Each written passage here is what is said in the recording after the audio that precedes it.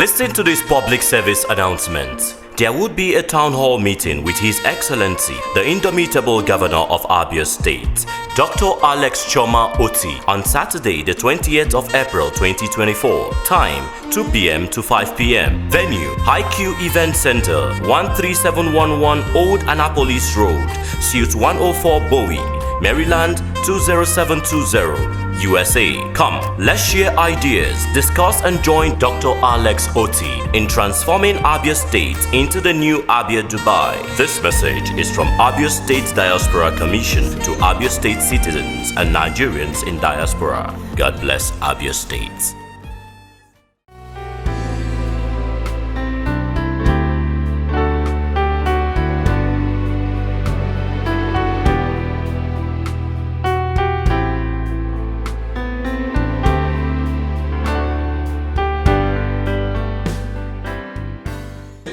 So ladies and gentlemen, please join me as I welcome to the center of gravity my good friend and brother, Engineer Gideon of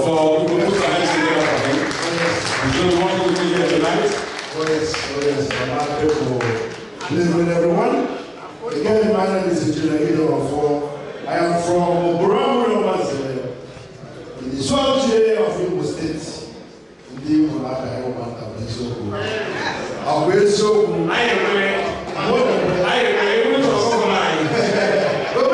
Yes. So, ladies and gentlemen, we're about to start. We're informed that our governor is in the house.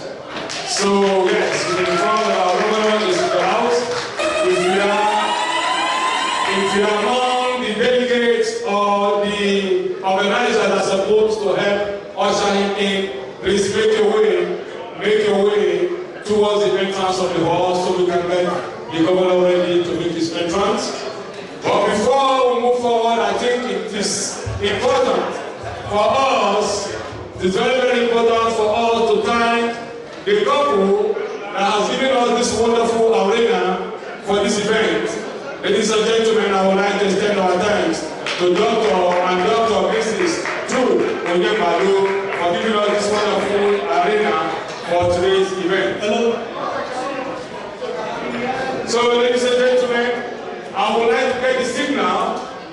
I would like to get the signal from the organizers when they are ready for us to usher in our governor, please. Yes, on that note, please. Our next ending was in the house. Of course. Well, please, with the national president of our people, DMV, to please join with the entourage in welcoming our dear governor to the center of gravity under the leadership of Dr. Chief Star. I said, Please, yes. We say you can go and help us join the group that will usher in our governor, please. To work hard. We have to go and find a very beautiful place. This is the Martin East Annie Walker, Martin West, Oka. This is from the Igbo community. For us, by us. Yeah! And ladies and gentlemen, the governor of Abia State is making his way into the center of gravity. Oh yes, ladies and gentlemen, the host of family. Yes.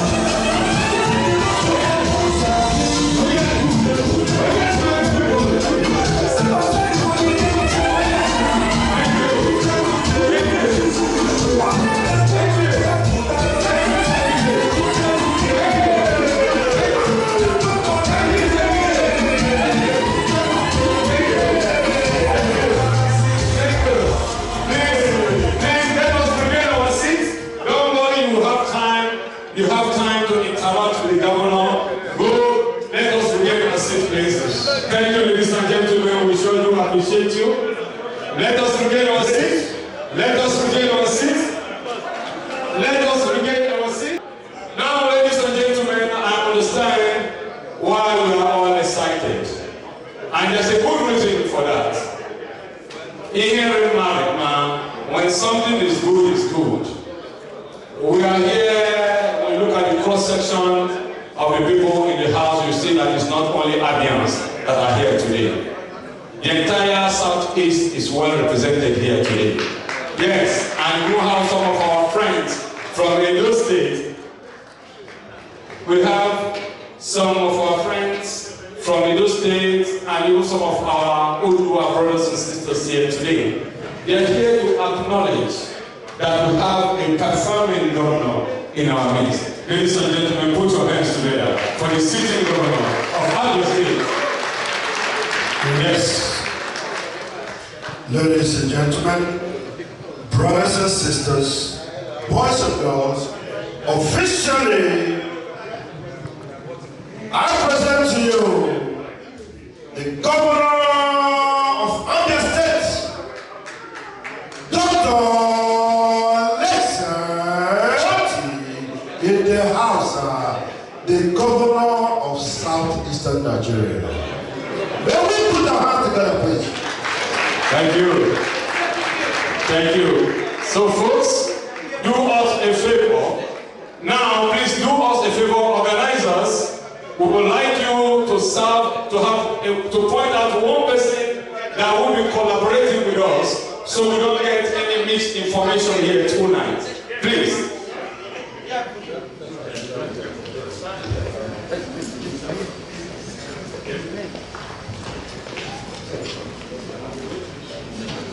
So, ladies and gentlemen, as you all know, you're working out with him. Let's move on, please. Again, I would like organizers to collaborate with us through one person. Don't send 5 people giving us instruction, please. One person collaborating with us, please. Thank you. Again, ladies and gentlemen, as you all know, we cannot move forward here without handing this event to the Almighty God. He who made it possible for each and every one of us to be here.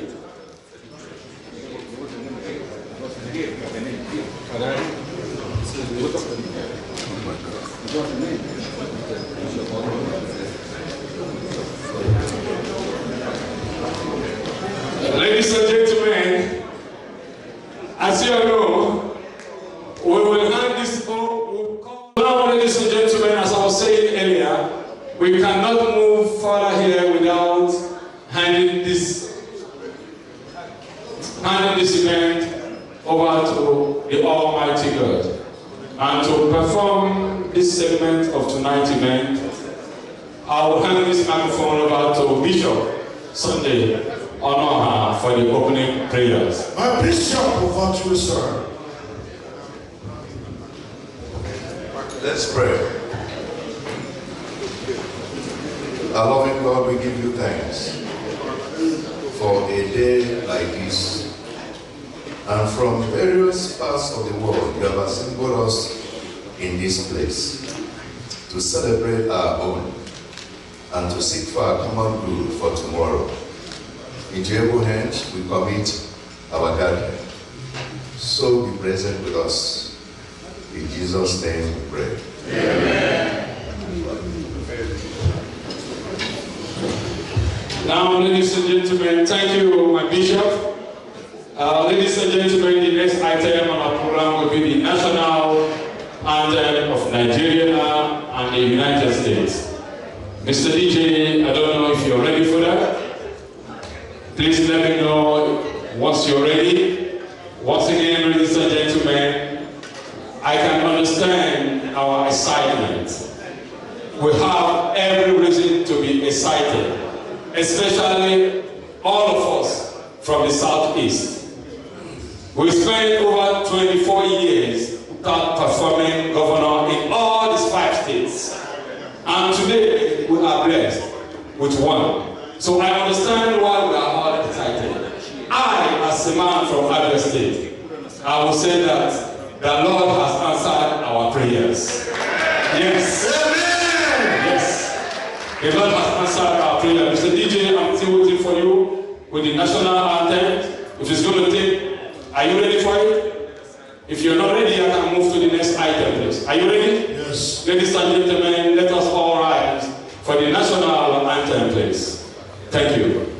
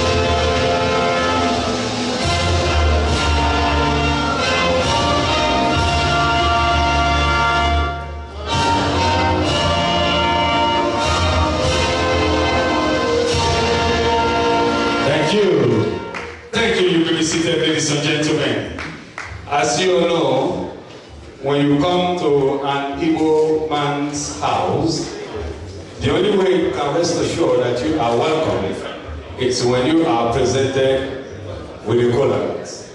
And today, ladies and gentlemen, despite the distance that separates us from our hometown, we have a coconut here, and we've decided to observe our culture and our tradition.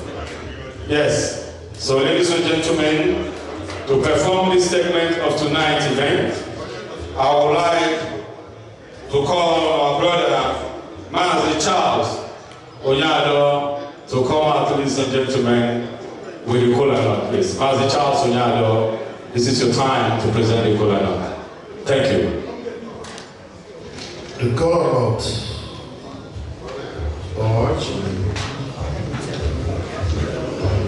Otti, please. Che, Igbo, kwenu! Igbo, kwenu! Igbo, kwenu! Idabia kabo. Biko, Otti na-abịa ka m nye ya igwe eji ekwu okwu. Ka o nwee ike mere anyị Otti. Our elder statesman was in the house. Good afternoon, ladies and gentlemen. I want to get the fact right because I'm not looking to give results for great authority. I say again, good afternoon, ladies and gentlemen. Good afternoon. I am assuming, I'm making an assumption that everybody here knows me. Yes. And that's a very good assumption. If you don't know me, you can walk out. If you don't know me, sit down. Okay, now, ladies and gentlemen, I've been given to understand that the code and what I have in my hand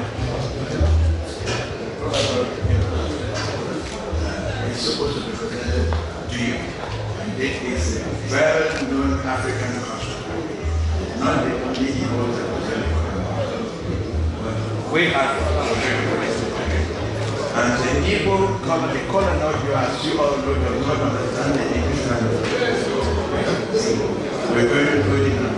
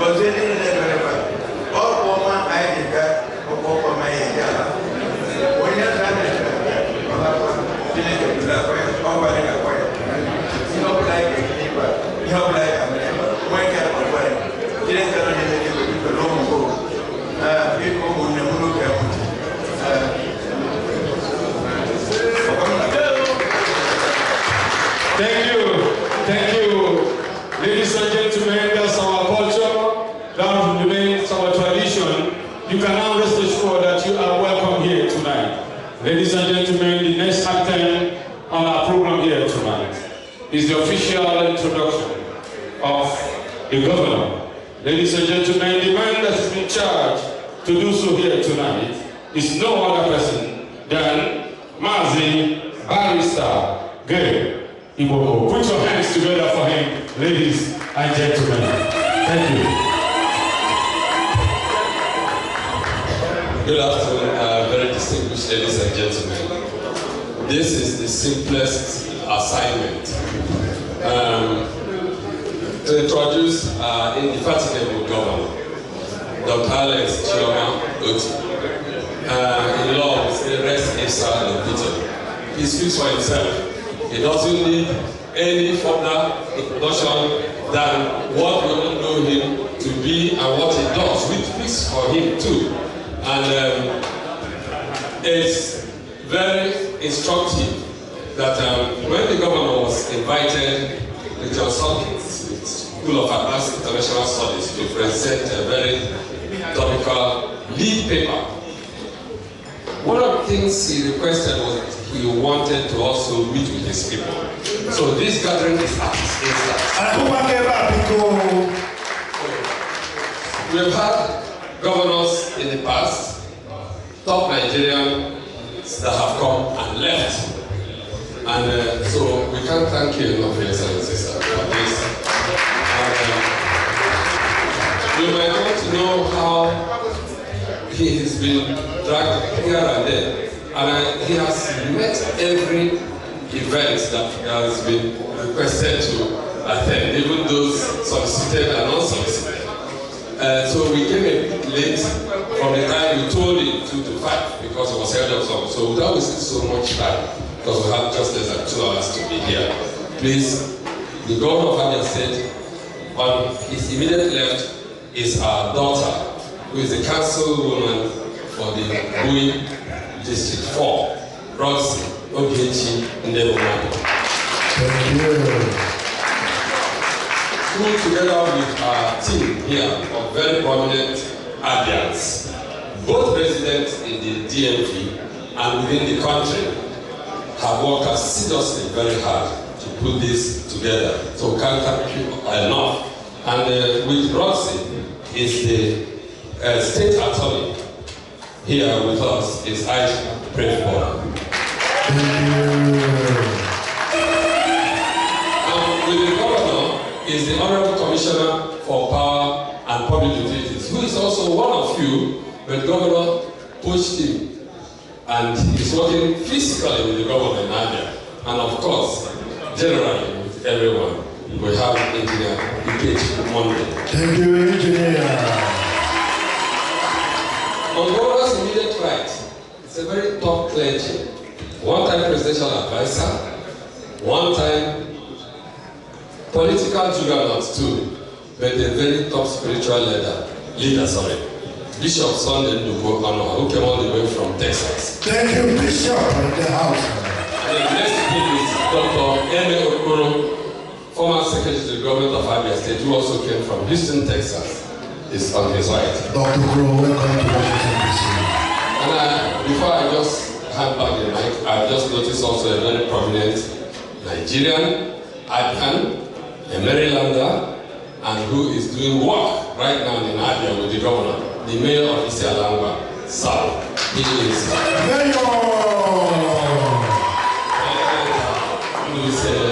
with his beautiful wife. And then other people will be recognized in due course. Thank you so very much. Thank you so much. Thank you so much. Thank you, sir. Now is the time for us to officially introduce one of us here in the United States of America, the Diaspora Commissioner Chairman from Abia State, the man who is going to officially read the welcome address to welcome our governor in the name of Mr. Owell Amara himself. Please put your hands together for Mr. Owell Amara, and good brother. Thank you so much. The podium is all yours, sir. Amara himself. Amara himself. Amara, over to you, sir. Thank you very much. Thank you. My governor, welcome. I will use this opportunity to read my address. But before I read my address, I will identify one thing that is really a reality. For the past 24 years, we have seen how Abia, the progress that has been in the Abia State. But for the past 11 months, we have seen a new and a situation that everybody has. To be honest with you, my email and the phone calls I get, there are some people in here and other people outside. They call me, okay? How can you help us to tell the governor to govern our state for 1 year? Can we listen for 1 year? I said, well, I will contact her, but you have a price to pay. And the price will be in dollar because I live in the United States. So they were like, okay. So that's how much progress we have made within 11 months.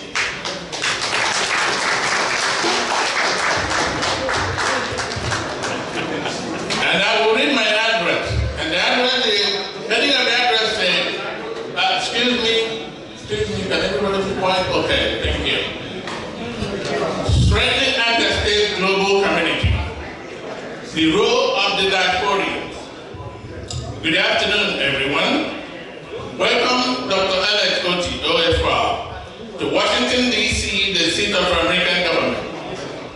I am honored to stand before you today as the chairman of the Abia State Diaspora Commission alongside our esteemed governor and distinguished guests. Our presence here underscores the vital importance we place on engaging with our diasporian community and harnessing the potential for the development of our beloved Abia State. Abia State boasts a rich heritage and vibrant culture and resonates with its sons and daughters scattered because our diasporic community represents a vast network of talent, expertise, and resources that we must tap into for the advancement of our state. As chairman of the Diaspora Commission, I am committed to fostering stronger ties with Ghanaians living abroad.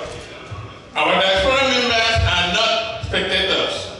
They are active stakeholders in our journey towards progress and prosperity. Through strategic initiatives, we aim to leverage the skills and experience of our diaspora community in various sectors such as healthcare, education, technology, and entrepreneurship. By facilitating collaborations and partnership, we can drive innovation, create employment opportunities, and enhance the quality of life for all Ghanaians. Furthermore, the Abia State Diaspora Commission will serve as a bridge between the government and our diaspora constituents, providing them with the necessary support and assistance to contribute meaningfully to the development agenda of our state. Today, as we gather in this town hall meeting, I urge all Ghanaians, both at home and abroad, to join hands in building a brighter future for Abia State. Together we can overcome challenges, seize opportunities, and realize our collective aspirations. In conclusion, I would like to express my gratitude to His Excellency, Dr. Otti, for his unwavering commitment to engaging with the diaspora and for his vision of more inclusive and prosperous Abia State. Let us work together towards a better tomorrow, where every Ghanaian, regardless of location, can thrive and prosper. Let me give this signature written.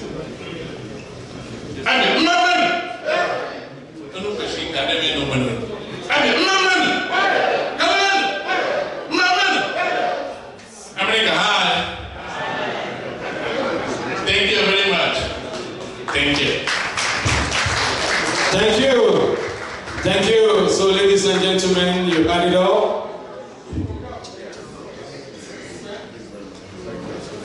Ladies and gentlemen, you heard it all. Once again, the bar is open. Make your way to the bar if you desire something to drink. I don't know if the governor wants some water to drink. Organizers, please. If you don't mind, I don't know if the governor wants water or if any of the delegates wants water. Let's make provision for that. So now, ladies and gentlemen, I will demand for your own divided attention as I call on the most productive governor of the Federal Republic of Nigeria, Governor Dr. Alex Otti, to please step up to the podium for his remarks, please. Ladies and gentlemen, put your hands together for him. Put your hands together for him. Arrivo Fede. Arrivo Fede. Thank you. Thank you very much. Please can you be seated? Thank you.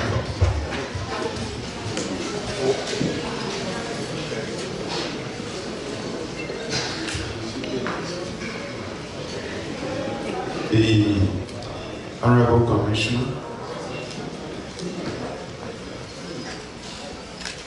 Minister of Power and Public Utilities, Engineer Ikechukwu Wondershare, the Mayor, Isi Anambra South, Dr. Elemenka Mamisi Elele, and your beautiful wife, Dr. Melody Elele, the councilwoman for the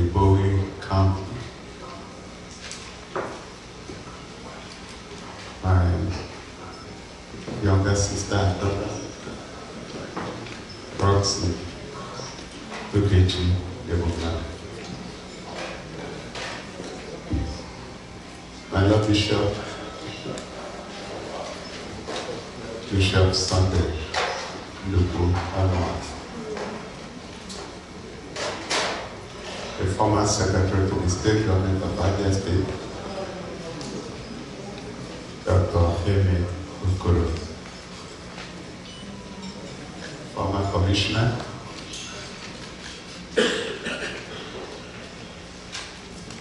Honorable Dave Magebe Mogu, distinguished ladies and gentlemen, gentlemen of the press.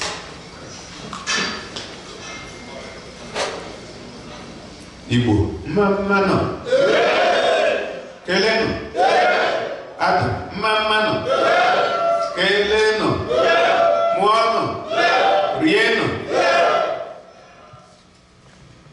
Como vale?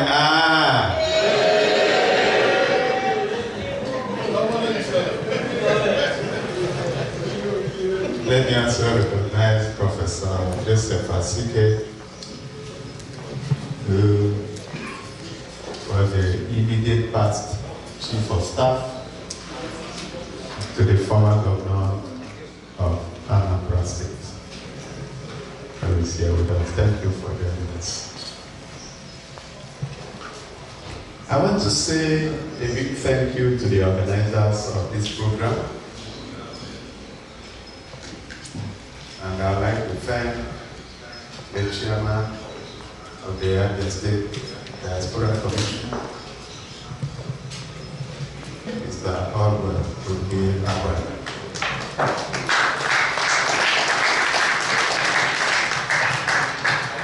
Members of your commission, including Leon Ibeka, both from New York. And then every other person that was involved in putting this together. I want to say thank you to all of you.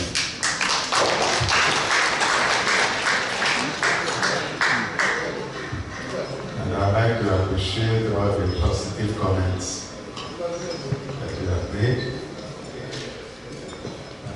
Thank you. I believe that the jury is still out on the issue of best governor.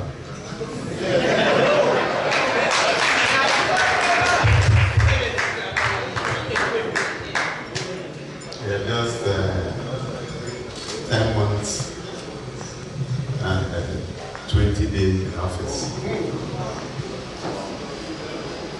So, if you don't mind, I think it's still a bit too early. That judgment will be made on the day we are handing over. In 8 years. And the reason is that shall we sit down and okay? Sit down. Thank you. All right, so the reason is that you can't be comparing apples and oranges. Again, what is important in one state may not be important in another state. So just like politics, governance is also local. So I want to say that our government is a government that started on the basis of what is important to the people. Anytime governance moves from what is important to the generality of the people to what is important to a few individuals, then that government is on its way downhill. But unfortunately, what we have seen in Nigeria, and politicians, whenever you engage them, they will tell you that politics is a game of interest. What they don't tell you is that when they say interest, they mean self and selfish interest. And I beg to disagree. Politics should be about the interest of the generality of the people.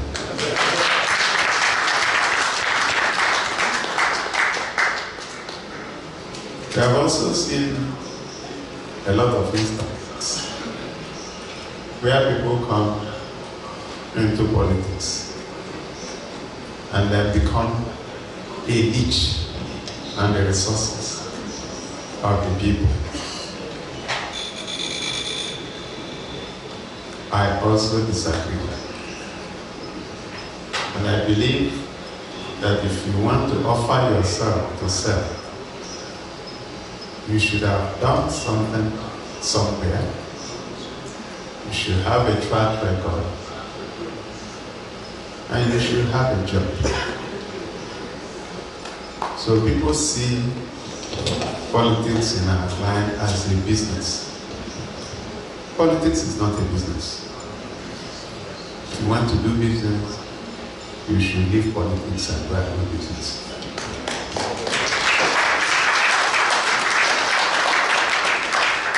When you would have succeeded in your business, then you can come back to contribute.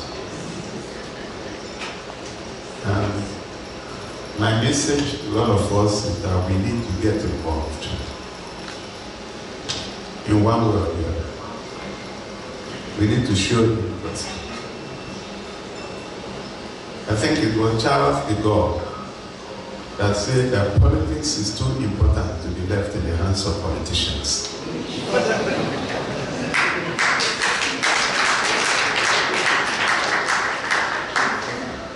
And even if you don't believe him, at least you should believe Albert Einstein, who defined insanity as doing the same thing over and over again and expecting a different result.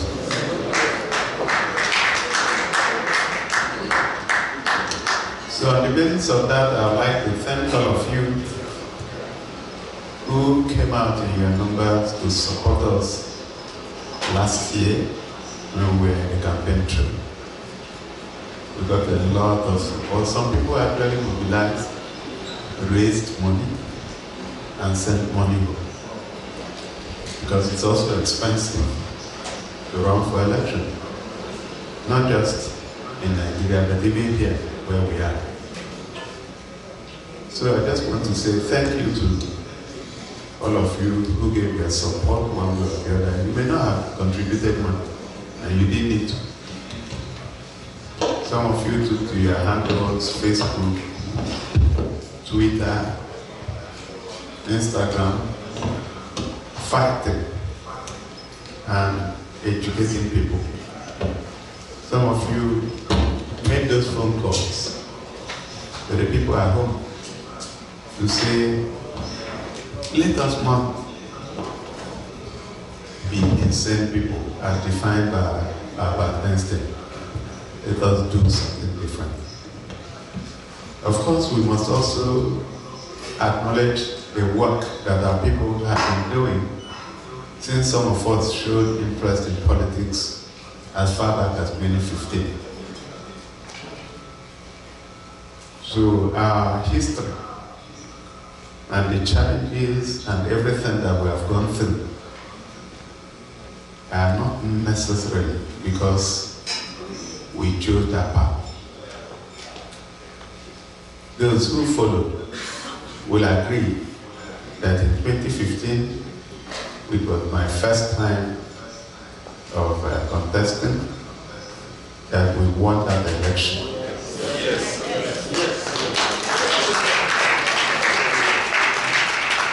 But somehow, at the last one, the election was stolen. Went to court, lost at the tribunal, won at the Court of Appeal, and lost again at the Supreme Court. But we are not done yet. But in 2019, we fought again.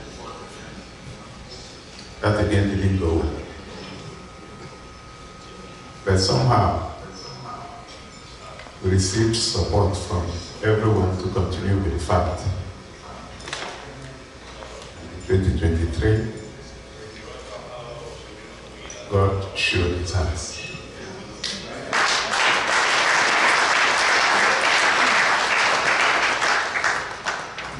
So on the basis of that, my message to all of you is don't give up. If you do have a dream, if you have something that you want to do, don't let anything take you away from your dream.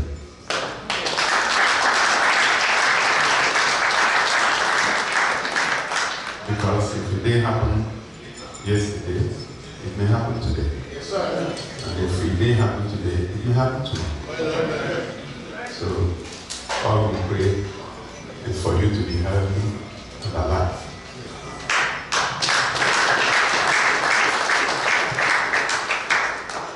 Some of the modest things we are doing in Agden are things we have documented in our manifesto.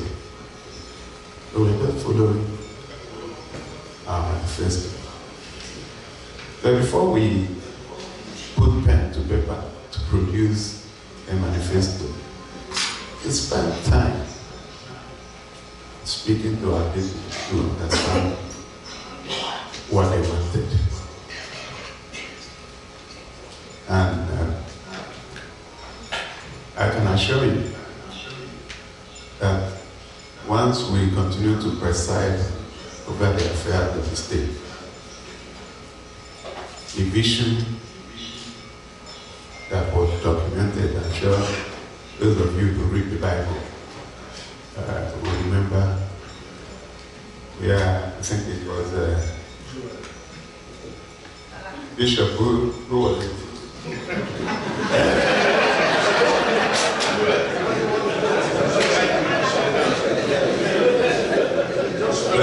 He said you have to write your vision down. Okay, Habakkuk, yes. Thank you, that's why it's good to have Bishop around. Because I would have called him Nehemiah.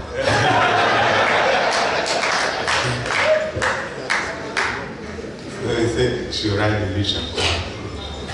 And sometime, if not now, maybe in future, that the vision will speak. So we are just doing what we have documented. And we'll continue to do. Yesterday at Johns Hopkins, we have tried to examine state governance and transition from dependence to sustainability and viability. And we have challenged everyone, particularly the elites, to show more interest in the leadership selection process and follow that by ensuring that the best person is voted for,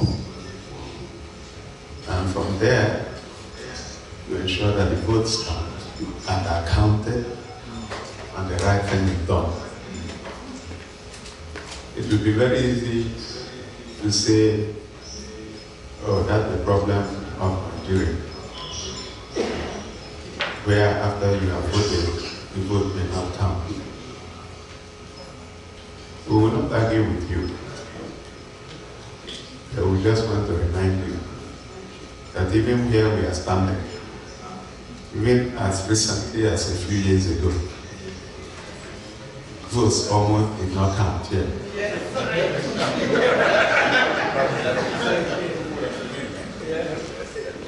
But somehow, because of the presence of strong institutions here, very strong institutions, Some people say, I'm loyal to the Constitution of the United States of Africa and not to an individual.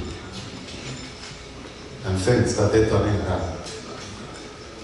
The rest, like they say, is history. I'm not sure we're at that point in Nigeria where somebody will stand up and say, I'm loyal to the Constitution of the Federal Republic of Nigeria. Anyway, let's also not forget too good. Some people have done that. If you remember 2015,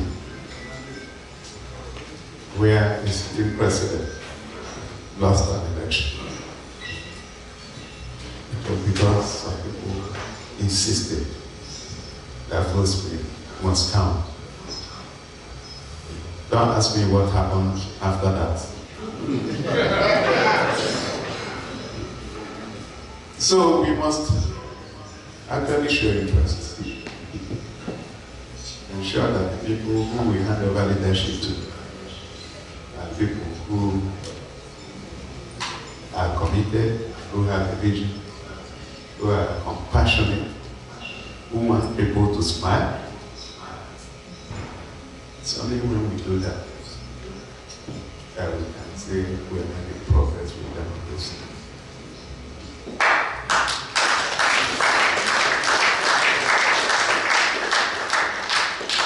So this is just a visit to say thank you to everyone and to recognize all of you and encourage you to please look up.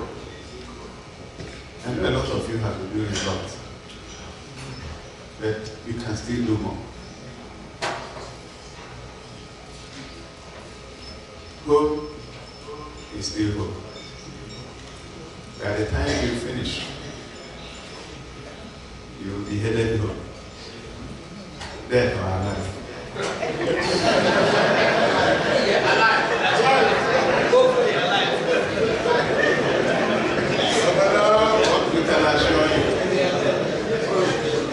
We can assure you that we are building an enabling environment.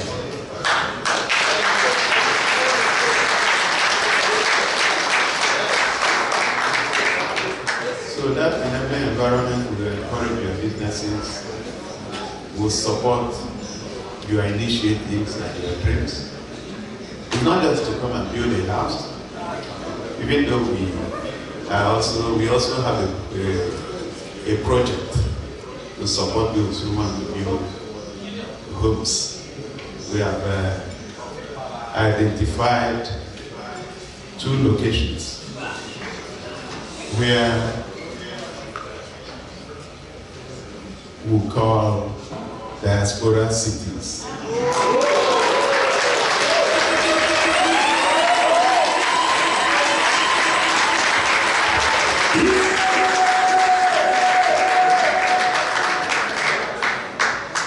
One is around about, the other one is around the world.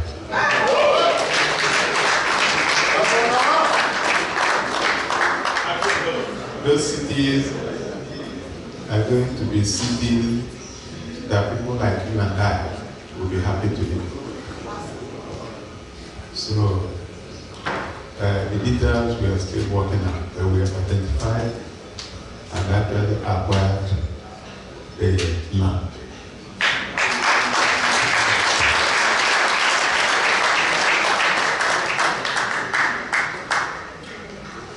So the Commissioner for Lands and Housing will be liaising with the State Diaspora Commission so that you will have details. We also want to go the extra mile of supporting you to build your homes.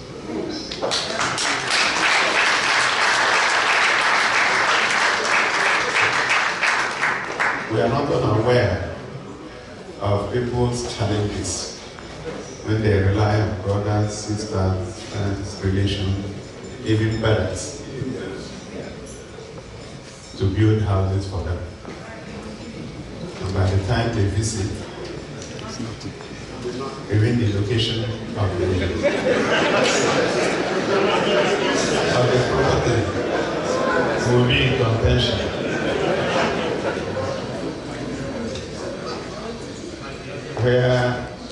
Where I'm coming from now, I just told them that so a few people are in the position where the state government found itself now, where we are trying to identify the location of our state airports.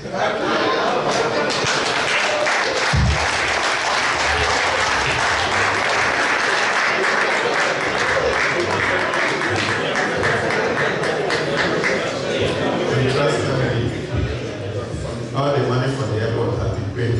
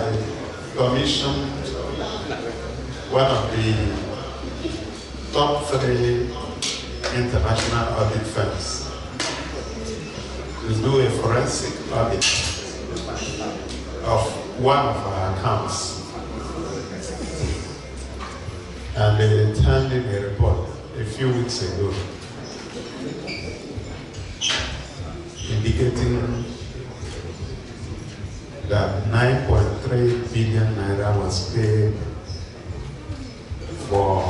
to 7 contractors for a non-existent projects. Another 12 billion was paid to 2 contractors, also for projects that don't seem to exist. Out of the 12 billion,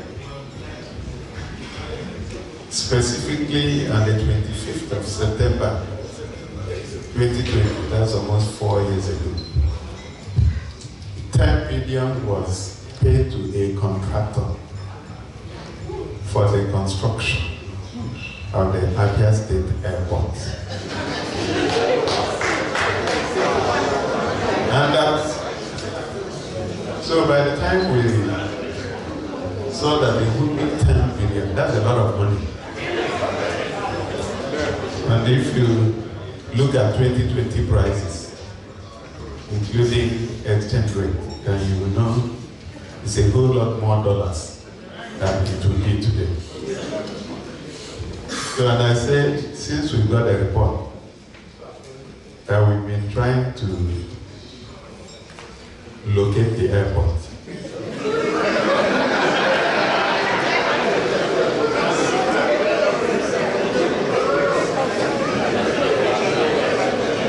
And we have been unsuccessful. So and then I added a little joke that one of my staff told me that we are using native intelligence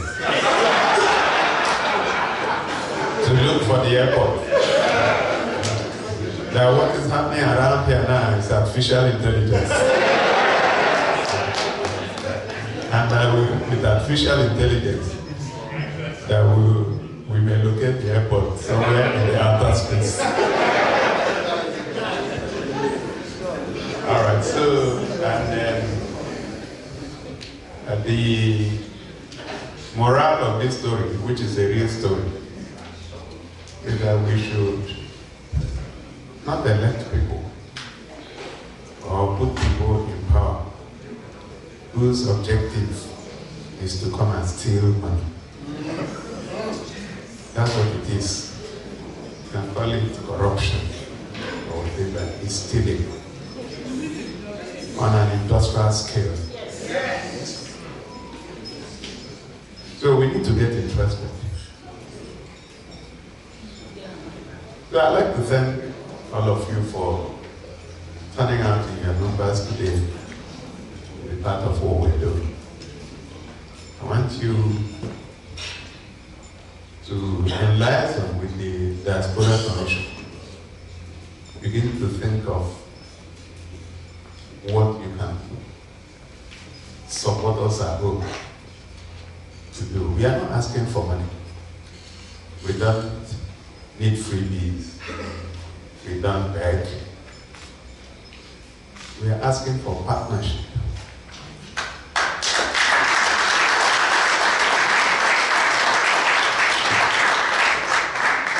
We are asking for collaboration.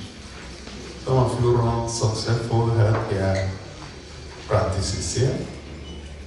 Some are into technology, energy, just any business that you can replicate there. And what we can assure you is that we have made the environment conducive, security you can take for granted right now. And of course, the ease of doing business. I'm sure by the time the next rating is done, we'll be high up there. So, this is the time for people to begin to look at Abia differently.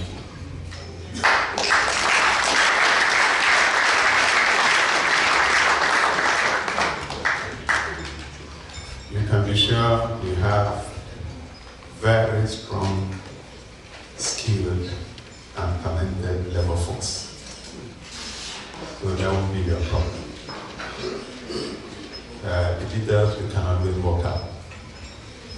So it's not supposed to be a very serious evening.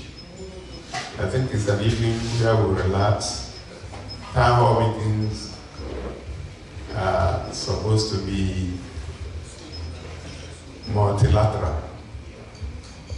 So you ask questions if you do have. Somebody can answer you if they know the answer. And questions can also come from anywhere. But I must recognize that in this room, we are actually more than Abia, because I've just introduced the former chief of staff to Anambra government, meaning he's from Anambra State. I've also seen somebody from Imo State here, and I believe there are people from Enugu, and even beyond the southeast. And I'd like to say that what we are doing in Abia is not sectional. I've had requests from people from the southwest, which I have responded to positively. They say they want to relocate their businesses to Abia.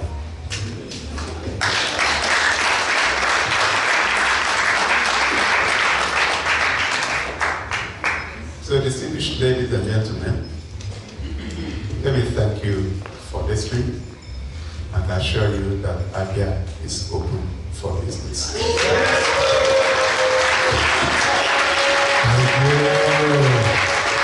Thank you.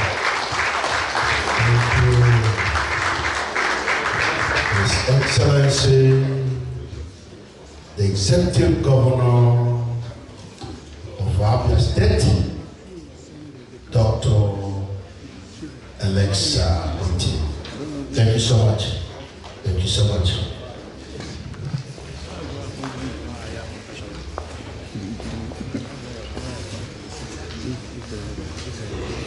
Please, just like the governor said, there are people from different states. Like myself, I'm from Imo State. I have a business in Owerri, which now I'm thinking about relocating my business from Imo State to Abia State. And this is in recent time, Dr. Otti, the executive governor of Abia State. If you look around the doors, we don't have security men. Do we have some? No. No armed, no protesters. The governor walked in peacefully, spoke to us peacefully. The atmosphere is so peaceful and calm. People call on me, I call some governors, commissioners, name it, when they travel, for the Rigi Akwa, Ufodu Gawa and Wenda were protesters. But right here, we are in a very serene environment. That shows that our governor is working, but to make sure that all of us are incorporated, we are going to have a Q&A session now. But before that, please, I want to recognize the presence of Chief Dr. Hassan Machuku, the current president of Ohanese Igbo in Maryland. We say DMV, Delaware, Virginia, and Maryland. Chief Dr. Hassan Machuku, thank you so much. And we have the secretary here, Chief Staff Dr. Beth Ebom, also here. We recognize your presence. Brothers and sisters, my friend from Abia State, now Our place is good. Our Chineka does line. Yes. For every Gaga, Joma, one year, our money on Mobile Booz, the lion, Akko, and one year, we won on the hashress. So, brothers and sisters, if you have a question, you can simply raise your hand. Make it less than 1 minute because we have a lot here. Please. Thank you. I've seen yes. So we have start from here. I saw this one first. We have few people raising their hands. Please, we beg you to be civil. We beg you to be respectful. And we beg you to respect our time. If you have a question, you go straight to your question and the governor will answer. Does the governor have a microphone? Yes. Governor, what down here? Please. Governor, what down behind? Yes, I can see. Where are you from? Right here, right here. Okay, so you have the microphone for the first question. Yes. Okay. But the question is, does the governor? Okay, there you go. So let's go for the first question. Please give us your name and the question in brief, please. Thank you so much, sir. My name is Wondershare Filmora. Yesterday, I watched the stream lecture that you had at John Hopkins. You had mentioned to somebody, a lady that came with the question about the way to go about doing business. She did a business in another state. And your response was that there is a provision for that. Because I watched that event, I may have missed some of the additional information. My question to the governor is there anyone in your entourage tonight, here in this hall, that one can contact for that business proposals? Should most of us here in this hall have the same intention? The reason is, so nobody goes through a bureaucracy about third parties. I want to know if it's possible if there's anyone within this entourage that some of us can contact tonight. Thank you. Thank you very much.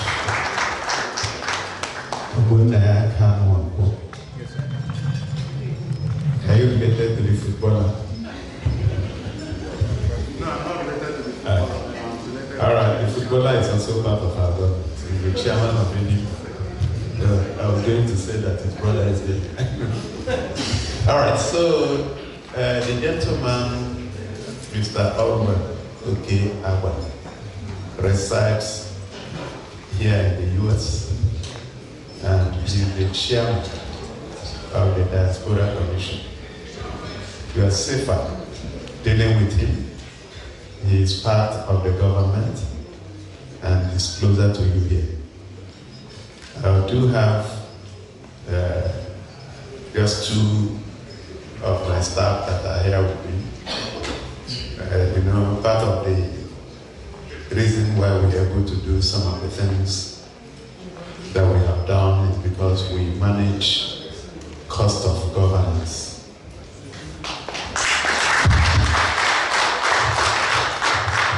So instead of coming here with 20 members of staff, I chose to come with 2.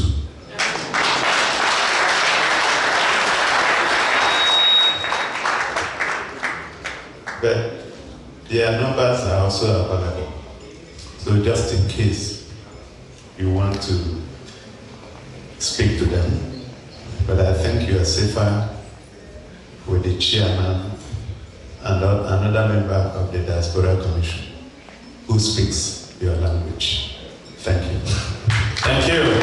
So now, ladies and gentlemen, I have... This is the man in question, the contact person is here. Yes. Agbara himself. Yes. You cannot go wrong when you talk to this man. Agbara himself. Agbara. Thank you. Thank you, sir. The original Agbara. Thank you. So I'm handing this microphone for the next question, please. Thank you. Our Honorable Governor of Abia State, my name is Chief Sam Amawa. I have a question. Also, I wouldn't say it's a question implied because I have to first of all congratulate you. Thank you for the tremendous job you have been doing in Abia State. I have to kind of leave all I'm doing today to come here to talk to you. The last time the governor of Abia State came in here, Governor Oki's here, I didn't have opportunity of coming because I was not pleased. I wasn't pleasant with what was going on in Abia State. When you came in, I was so gladdened because so many things are beginning to change. Governor Alex Otti, you will see this. When you contested for the first time, you didn't win. It was God ordained. You came in today. Hey, my brother, please go straight to my question is this. Hold on. 45 seconds. My question is this. With all the things that have been going on in Abia State, all the whole governors of other states have been antagonizing you because they never knew you could come up today and prove that so many things could happen. What are the things you are going to do in order to prove Abia State in terms of governance, in terms of making sure that things are done the way they're supposed to be? Thank you.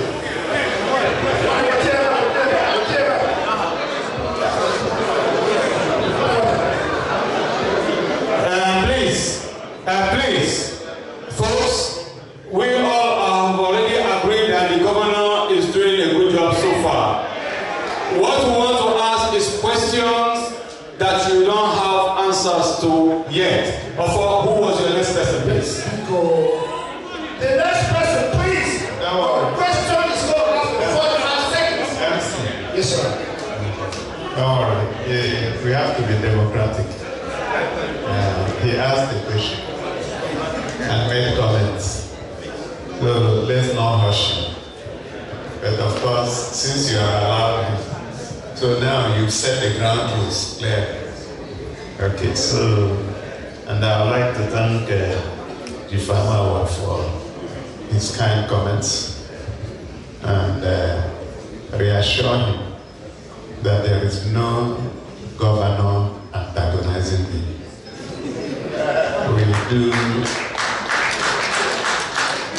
We do have a forum of governors, and we are all good friends.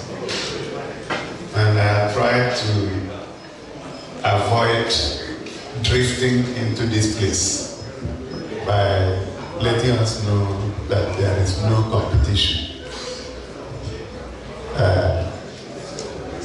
It's like a story of people going to an exam hall and everybody has a different set of questions. So if you go and copy your neighbor, you will fail because the questions are not the same. So what we are dealing with in Abia is not the same thing with what my other brother and the professor of economics, Charles Chukwu Masodudo, is dealing with in Anambra. Neither is it the same thing with what Governor Wifu has to contend with in Ebonyi. So, or what distinguished Senator Hope Uzodinma has to deal with in Imo. So, there's no comparison. People are just dealing with their issues. Having said that, the things that I need to do to, I hope I got the question right, yes, to ensure that good governance continues in Abia. It's just to lead by example, lead honestly and transparently. Yesterday, I did refer to a column that I wrote as far back as 2016 at the back page of this day. In the newspapers. You may not be familiar with it. It's one of the leading newspapers in Nigeria. And I contended that the fish always gets rotten from the head. If you see a rotten fish, check the head, that's where it started. And if you are the head, you are not rotten. It's practically impossible for the body to be rotten.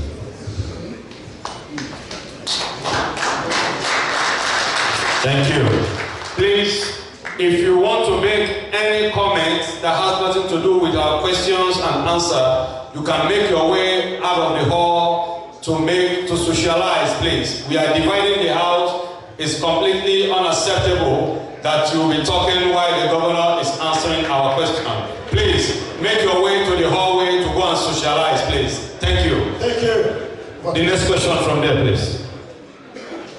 My name is Chief H. Iwala from Umodisi, Umwai. Honorable Executive Governor, I want to say that you are a miracle to Abia State. I have two short questions. One is, I thank you that there have been rehabilitation of roads in Umwai town, which I think is inclusive of 80 million housing experts. Are these roads going to be completed, or are there roads that will not be attended to? Because I am in touch with your commissioner for works, and it doesn't seem like he's giving me a valid answer. That's number one. Number two, APSID, Abia State Integrated Infrastructure Development Project. Is that project still active in your present government? Thank you.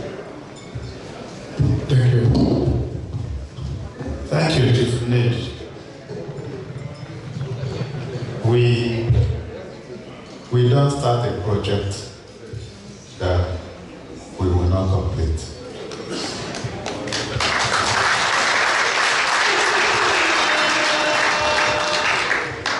At the moment, we have actually completed 39 routes in Abia. We've commissioned 10 of them, so we still have 29 to commission. Whether we commission them or not, they are open for use by the public. If you are connected to any mini housing estate, then you will know that all the road projects we started there have been completed. And in fact, I just got a message yesterday that the leadership of the estate wants to come and thank me. And I said, I was just doing my job, I don't need to be thanked.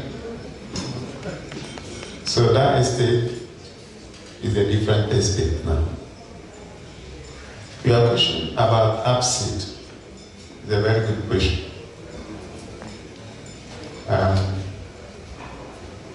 If you have followed, you would realize that the loan for that project has just been approved by the African Development Bank.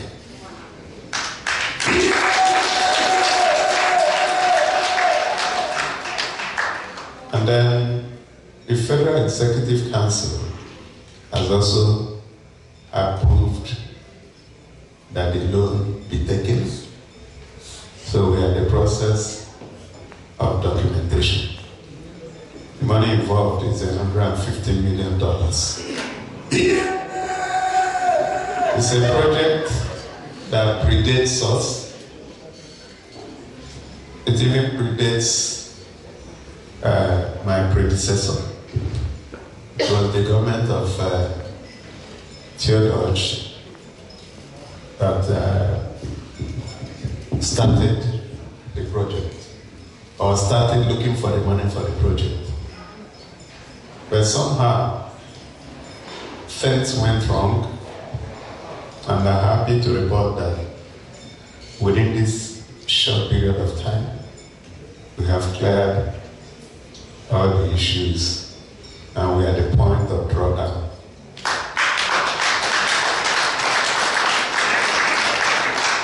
I must also disclose that I'm still looking at the facility.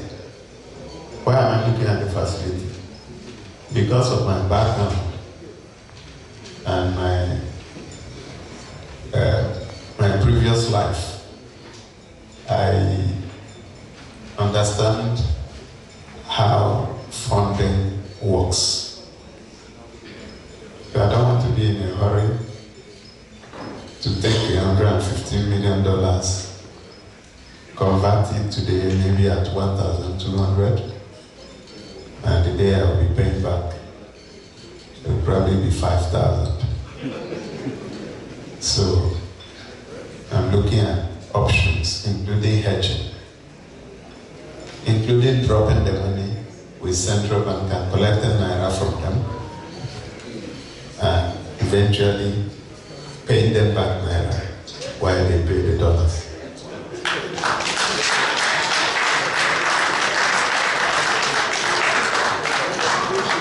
So Chief Nady, that's where we are. I mean, if you need further clarification, we can speak later. Thank you. Thank you. Nady, your question. Thank you so much, Your Excellency, for taking our time to visit us in North America. Your Excellency, on behalf of Wondershare Filmora North America, my question is this, is pertaining to geometric power plant. It was commissioned about a month or 2 months ago, sir. We were promised 24 hours light. It's past that period of time. I remember seeing you on YouTube, on Channels Television, on Rice Television. You did promise the people of Diaspora that within now and the 1 month period after the commissioning, Diaspora will have 24 hours light. During my inquiries, Osisioma area have 24 hours light. What is happening to other parts of Alba? Thank you so much.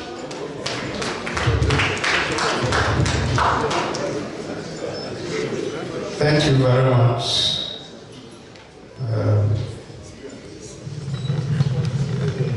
The representative of Mvosi Forum. I hope I'm a member of the forum.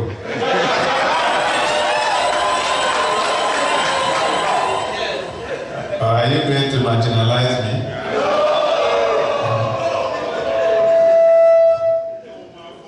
Alright, so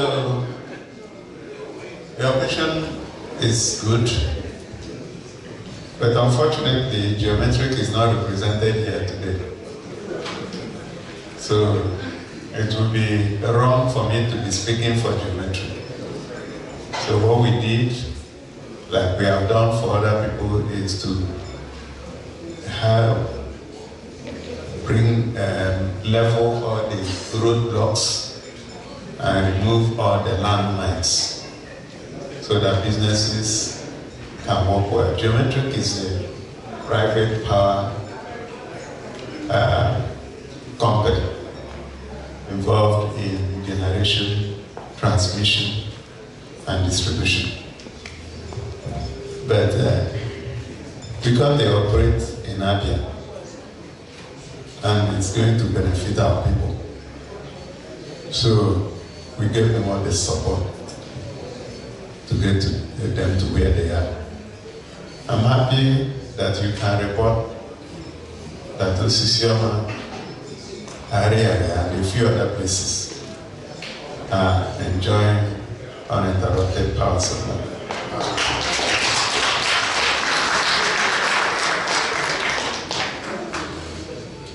As there are processes, from what I understand, the Commissioner for Power is here, so I think I should defer to him. But what I know is that the process is gradual. There is a big part of the process which is infrastructure. The two locations you mentioned, all the power lines and the distribution lines are in place. So as we speak, geometric produces more power than they can distribute or they can transmit now because of the state of infrastructure. So what they are doing is channeling the excess over what Abba can take to the national grid, which is sad. But it takes a lot of money to fix the substations. I think that actually what the issue is, substations. I know the one at Umode is up and running. The one at Osisioma is up and running. I live in Mvosi, and I'm still firing generators. So let me hand over to the Honorable Commissioner for Power and Public Utilities to provide more technical answers. Thank you. Thank you, Your Excellency. Thank you. It's so good that the question is coming from my people. I'm also from Mvosi. So the charity begins at home. I also live in Mvosi. I'm not yet in 24/7 power. But we should understand, like His Excellency mentioned, there is a process. We should understand that this power plant should have been producing electricity like 20 years ago. So it's a very big milestone that through the support the government led by His Excellency Dr. Chairman Alex Otti provided, that the power plant after 20 years can run 3 gas turbines. So geometric power plant is very unique, and it's one of the first in our country that has an embedded power plant. What does that mean? That if they produce electricity, they don't need to go to the national grid, because Aba is like a fenced area, it's an island. They can supply power to 9 out of the 17 local governments of Abia State without going through the national grid. And for you to achieve that, for you to see power coming in, seeing electricity where you can use it to light up your house, there are processes. You generate, you transmit, and you distribute. So the generation side is done. Geometric has 9 injection substations within Aba. They inherited these substations, and out of these substations, 4 are brand new. So, out of the 4 new ones, 2 are the ones that are ready 100%, and that is where they are dispatching the power. You mentioned Osisioma, you mentioned Area. Umude supplies Area zone, and Osisioma supplies Osisioma. I personally have gone to field to see the status of work in these 9 substations. Port Harcourt Road also now has power. But not all, like for instance, Port Harcourt Road supplies power to Port Harcourt Road, Ubo here, and other 2 other locations. So those sides, the last line, which is from the distribution side, where you need the transformers, those sides, they are still working. So this will be in phases, and if you listen to all the interviews, even from the chairman, Batina, they said the power will come in phases. But it's good news to hear that some people are getting 24/7 power. It's a process, and it will take time. It will not happen overnight. But the point is that the government, what we're going to do, or what we are doing, is to make sure they deliver on their promise, and will make the environment favorable for them to deliver. So be rest assured, with time, the 9 local governments will have steady, uninterrupted, good quality power supply. Thank you. Thank you. Because I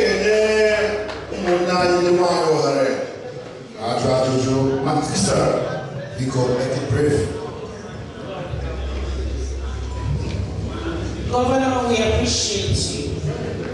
I am from East Quarter local government, and thank you for what you're doing on our roads.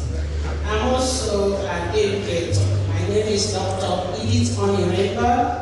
I've been teaching for the state school for over 30 years. And in fact, my doctoral program was an empirical study that was based in Abia State. I interviewed and surveyed about 360 headmistresses and headmasters about inclusion of special needs children in our public schools.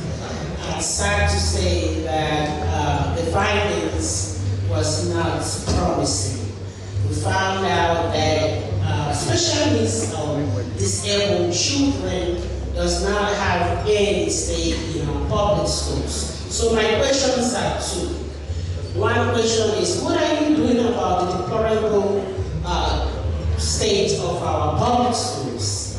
The next one is, what are we doing about the inclusion of disabled children in public schools, knowing fully well that these parents do not have money to send their children to private schools? And in fact, your coming here today is my action plan. So I'm really happy because I've been looking away for an action plan about the findings. Thank you very much.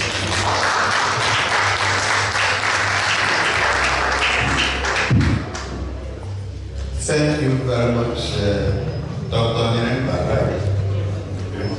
And thank you for your very kind words and for your endorsement. Public schools.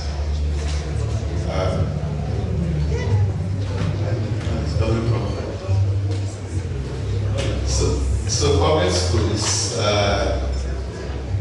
what we met was that virtually all of them were in different stages of dilapidation. If you see some of the pictures, if you see some of the videos where our children are supposed to be taught, let me not exaggerate, you'll be very angry. And to think that some of us are products of public schools in Abia.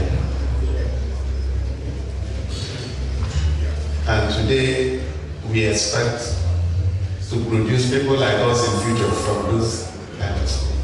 It is impossible. No learning can happen in most of our public schools, like the truth. Most of them have roofs that have caved in. Some of them have overgrown bushes all over the place.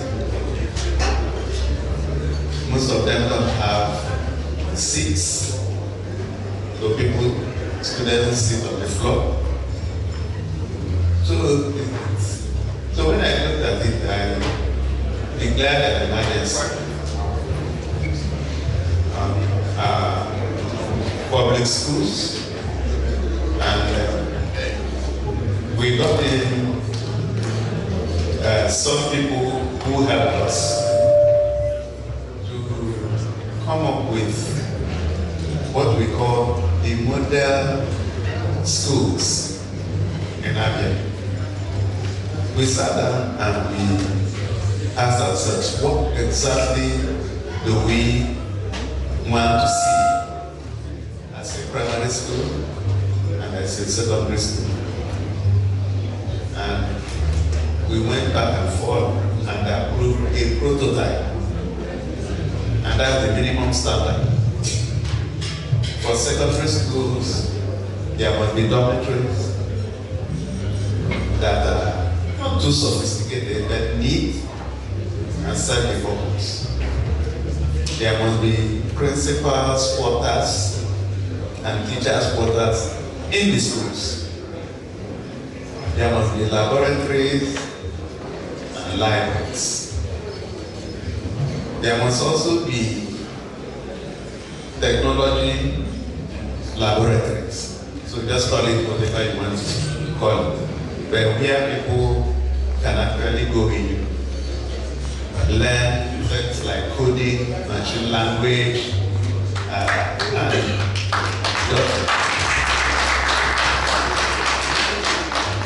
I must confess that it took quite some time, but we completed and got it approved. And we took a certain number of schools. I believe we took 26 primary schools and 17 secondary schools as the first model.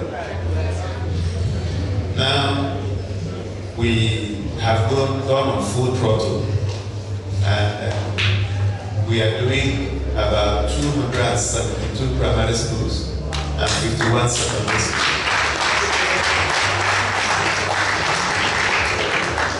Retrofitting them to fit that minimum standard. We are taking our time.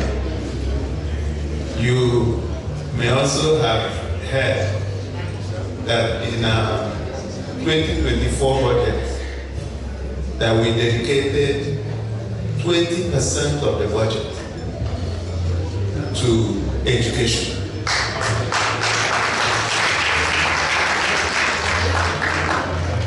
So, and it is our wish, and we know we will achieve it, that all the schools within 2 years would have been brought up to that minimum standard.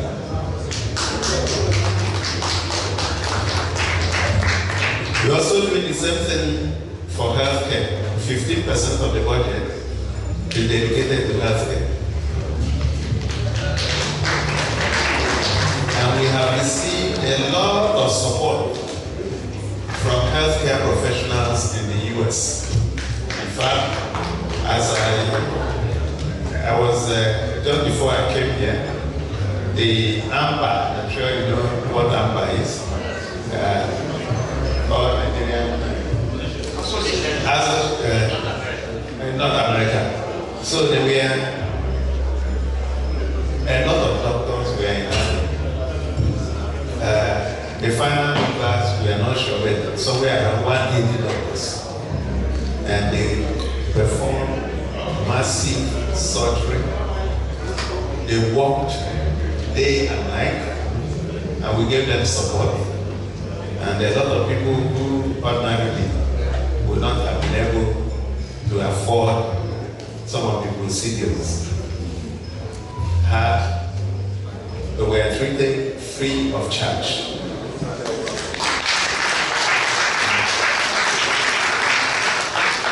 So when you see the doctors here, please say hello to them, thank them, because they came on their own, they paid their way. We just provided logistics for them in Abia State. So they did wonderfully well, and we are very grateful. I have already booked them for the next 2 years because they did very well.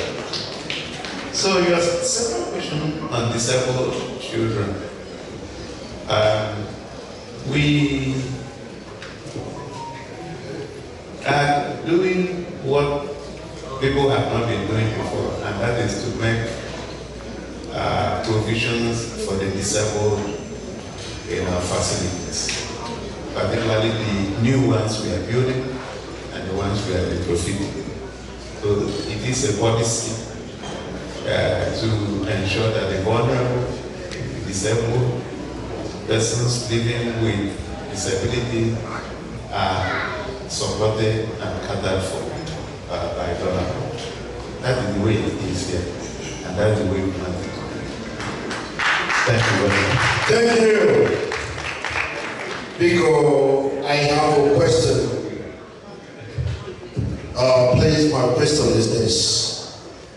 For the record, my name is Engineer Gideon Ofo. I am from Olo, Imo State. My Excellency, Sunday Igboho is a Yoruba man.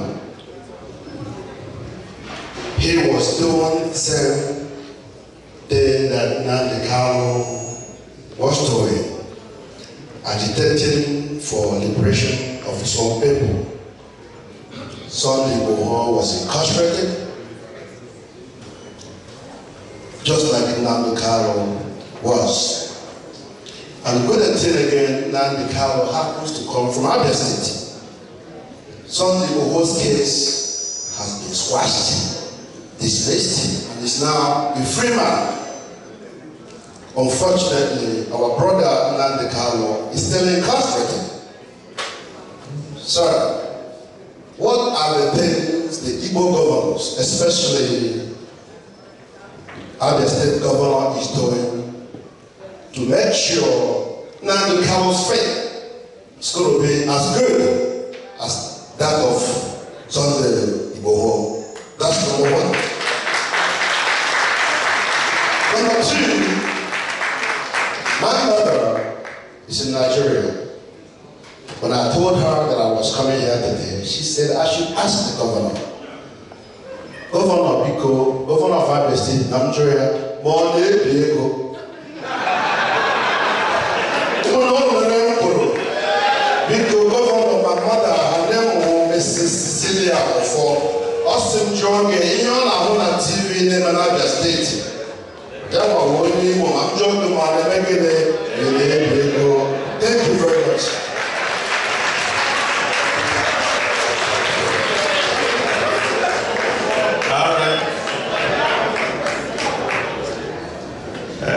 engineer, get you on phone. That's never known. It is called polo.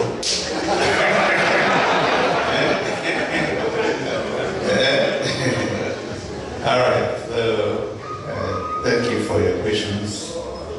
Let me start with the easy one.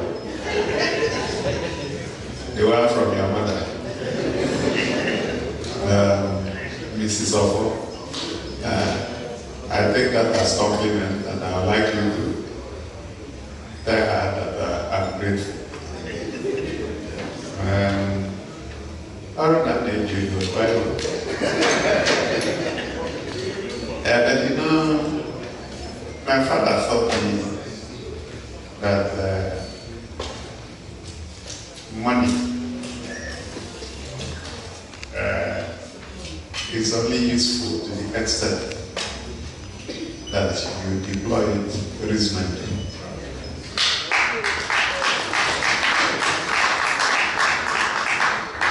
He also taught me that what makes you rich is not the amount of money that you earn, but the amount you deploy reasonably.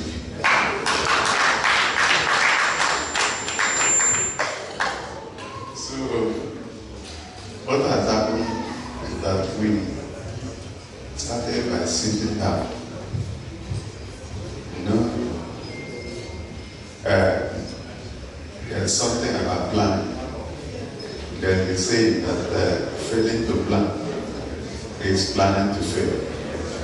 So we start with planning. So we look at the resources that are available to us and we deploy them reasonably. We have zero tolerance for stealing.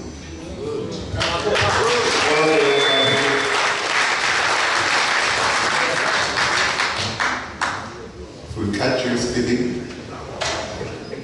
we'll dismiss you.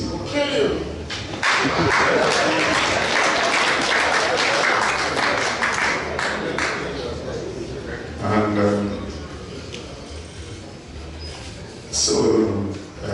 we've been able to manage within the limited resources. I will continue to manage. And we also have something going for us, and that is goodwill.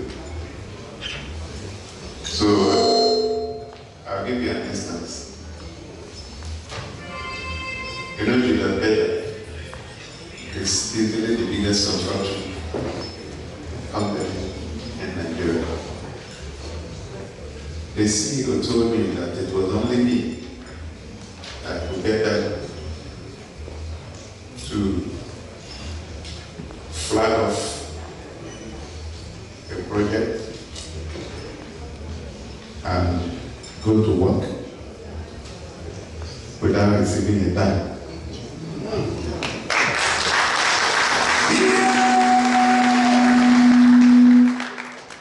But I will also add one thing. I told them how I was going to pay them.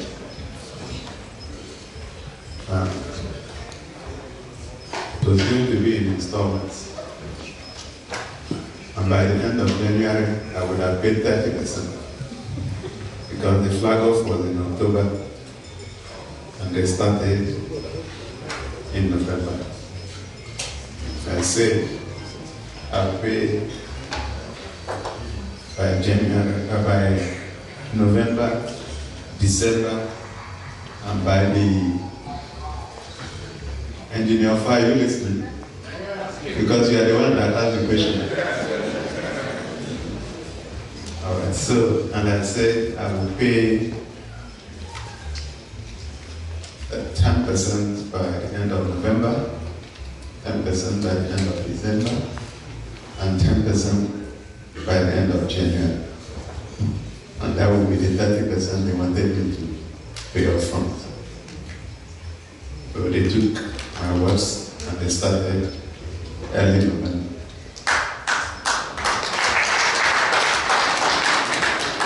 But the interesting part of the story, which is why the MD said that, was that by the end of January, I had paid 50%.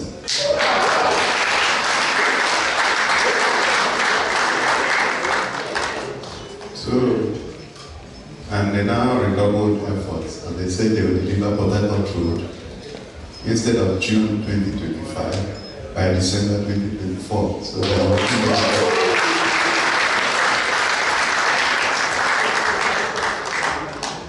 So it's for you now to determine whether an ABA group will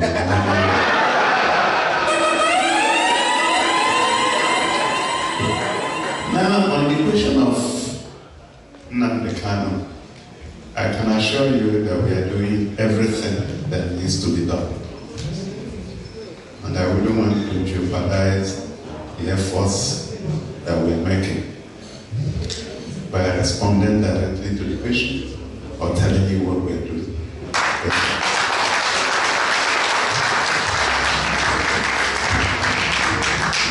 But I can assure you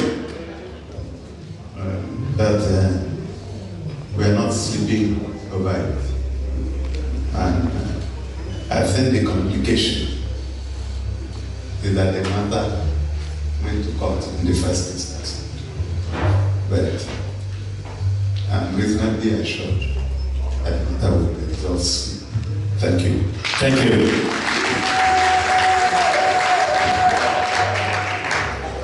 Your Excellency, sir.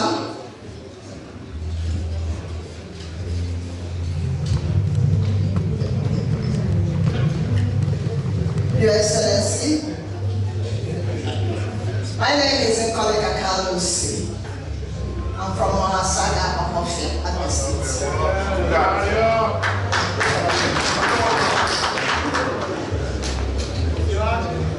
Your Excellency, I'm a retired permanent secretary from Abia State Civil Service, the one-time commissioner, that is the Civil Service Commission. I am standing here on behalf of the brothers to say, appreciate, thank you very much for clearing the areas of pensions.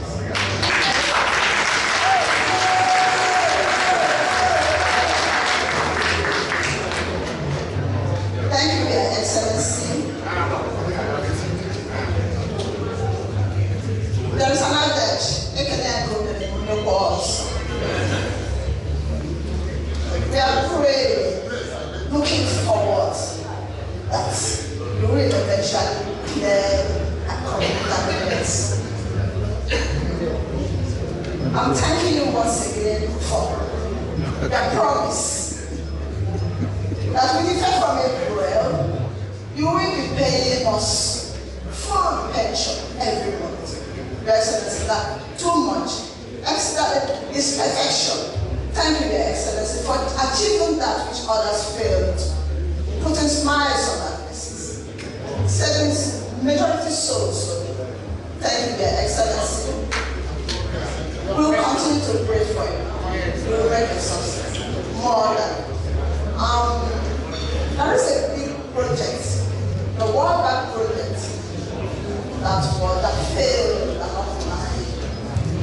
The anthem. I don't know if you have any plans to resuscitate that project. It's a giant project. A very giant project. Giving when you think of what oil, benefit you can derive from oil. All oil. That project is what you will see. Thank you, guys.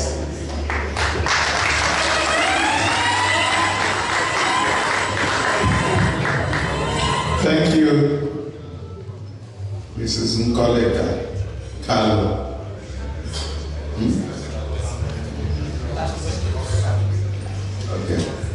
Okay, if I stop it at Kalu, I wouldn't be breaking any rules.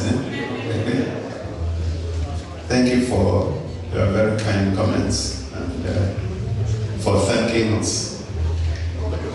We thought it was more rewarding. Nkoleka, can you listen? All right, so we thought it was more rewarding to pay pensions who have spent 35 years of their life serving the state. And we also thought it was inappropriate for people like us to come in to serve for 4 or 8 years. Thereafter, the legislation is passed for us to be getting pensions. And the pension we are talking about is not your kind of pension. So when I heard that there was a 2001 legislation, we thought we should sponsor an executive bill to repeal that law.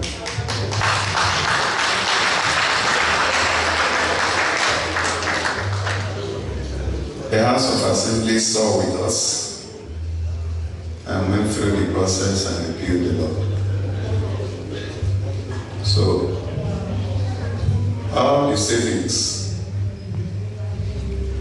and other savings, we are channeling towards paying vulnerable pensions.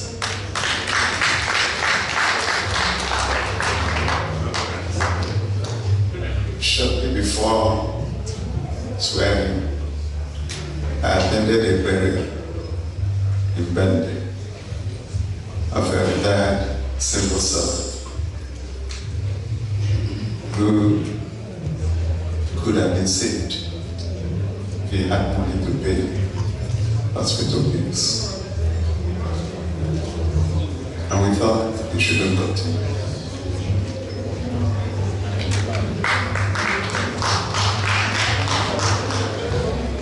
Now, on our promise, we already have budgeted and planned for it. It's a lot of money, but it's a priority. So, from this month, in fact, I can specifically say that in the next 8 days, on the 28th, you receive your full pension.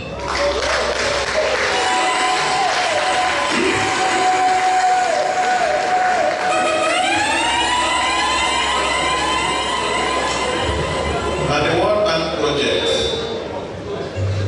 you know, the challenge with mismanaging some of these projects is that they have timelines.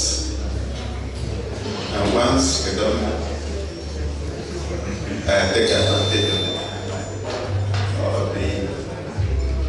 of the funding within the timeline, the money goes back if it has not been spent. The same thing we are dealing with Newmap. We've been able to retrieve ramp. We are struggling with Newmap. But we have plans for our palm plantations, which may not require borrowing. So we are entering into a public-private partnership that has people who are experienced coming to work with the government to get all the palm plantations back to life. Interestingly, the largest exporter of palm, fruits, palm oil, and all the products that go with the palm is Malaysia.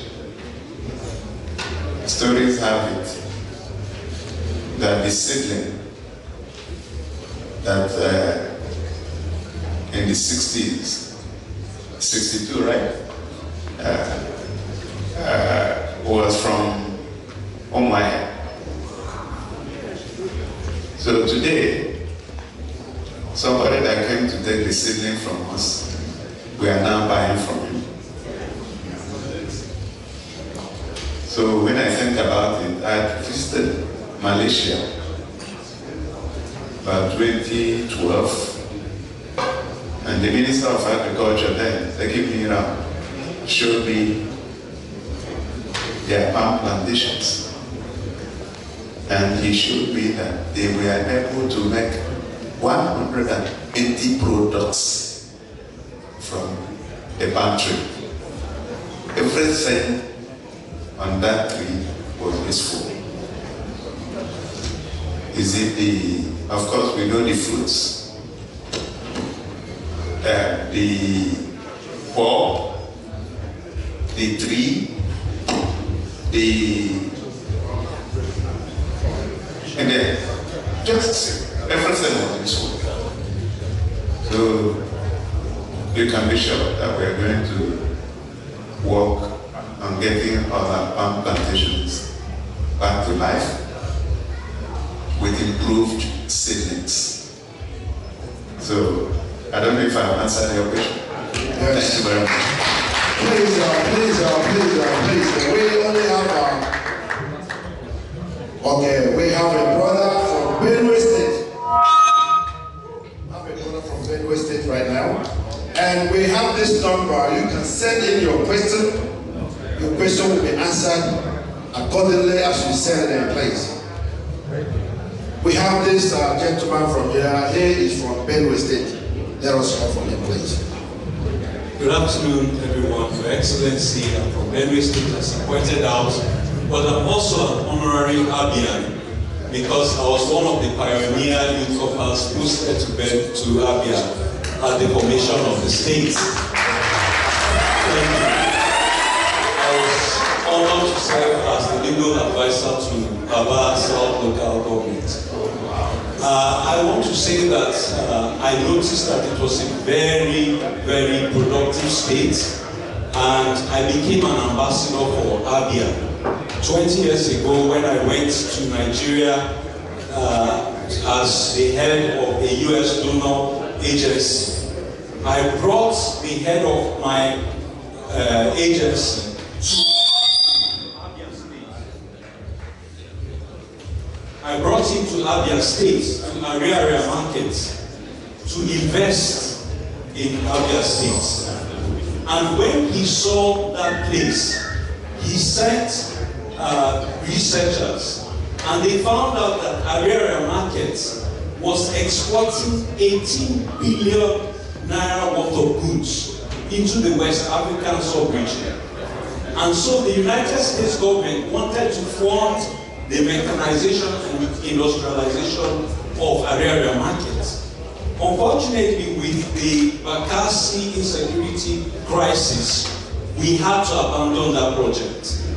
So I'm letting you know that the potentials were discovered by the US government, but crisis killed even the efforts that I, as a copper, tried to bring the US government to intervene in. So my challenge and my question to you is, how can we resuscitate even these efforts that we made? What I'm talking about was 20 years ago, so that we can all come back and rebuild Abia. Because like I said, I'm an honorary Abian. Thank you very much. Thank you.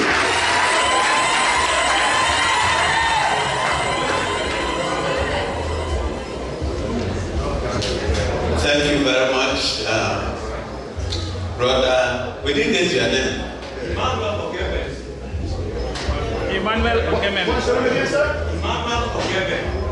Emmanuel Ogebe. Okay. Emmanuel, thank you for that incisive question. And, anytime you are dealing with insecurity, every other thing takes a back seat. And if you notice, immediately after we came into office, we took the bull by the horn, set up the interagency operation, codename Operation Rush, properly funded it, equipped it, and set it out to work. And the information available to me is that they've done very well and they will continue to do well. But on the back of that is also the decision of the government to deal with the root cause or root causes of insecurity. I said that insecurity could be caused by voluntary sources and involuntary sources. Now, voluntary is involuntary is very easy to deal with. And by that I mean people who went into crime and criminality because they don't have anything to do. They are unemployed. They are hit by poverty, hopelessness, and not being certain of tomorrow. So it's very easy to recruit such people. And they turn out to be kidnappers, bandits, and armed robbers. So how do you deal with those people? You give them hope. You provide them jobs. You support them to start small businesses. Some of them are not looking for too much money.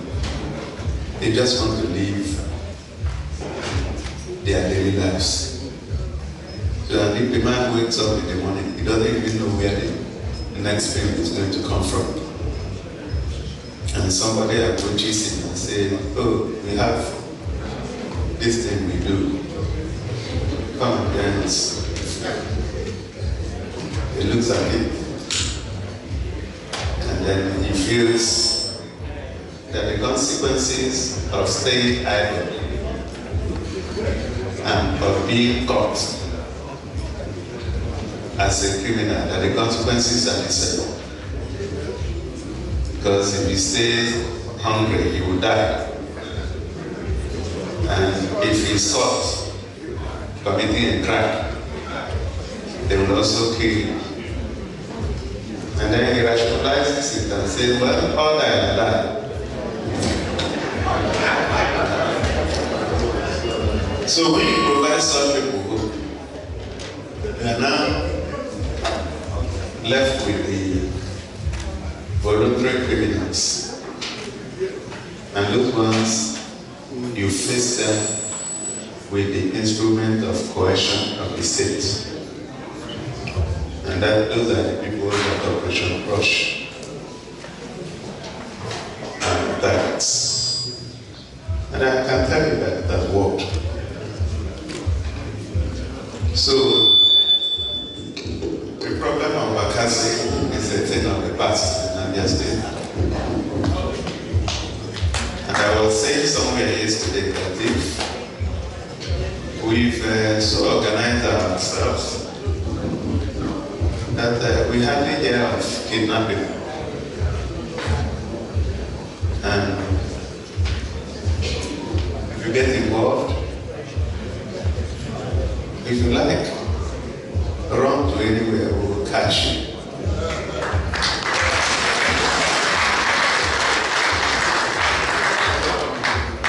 And I'm not saying what has not happened, we can check. We have our system, technology, we use technology a lot. So, cannot hide, even if you run. So, and we are now coming back to area market. We inherited something good from the past administration, and we are running with it, and that is the redevelopment of the area market. Another place has been built since the 70s. And so we are modernizing. We're also supporting our people with access to funding. so that they can upgrade their skills, upgrade the quality of the products that they sell, and be able to be competitive. Because you find that China, which used to be in the backwaters, those of you who are old enough will know. When you go to the market and you buy something, and it's of inferior quality, people will say, it's China.